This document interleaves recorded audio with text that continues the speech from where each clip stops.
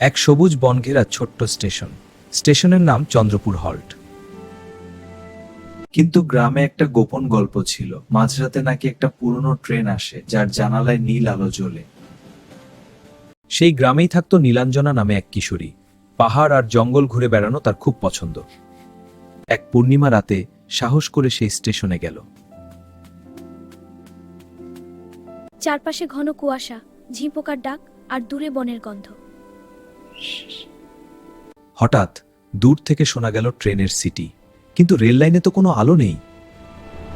তারপর কুয়াশার ভেতর থেকে ধীরে ধীরে বের হলো এক পুরনো কালো ট্রেন। জানালায় নীল আভা, দরজা নিজে থেকেই খুলে গেল। ভেতরে উঠে নীলাঞ্জনা দেগাতবান মানুষ নয়।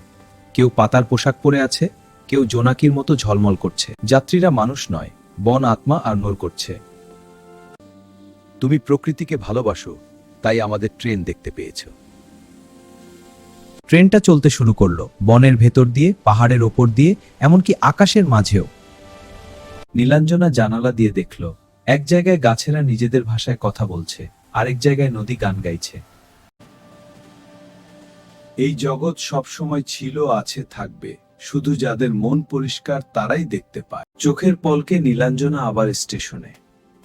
ভোর হয়ে গেছে, কিন্তু তার হাতে রয়ে গেছে একটা ছোট্ট রূপালী টিকিট, যেন প্রমাণ যে রাতটা স্বপ্ন ছিল না।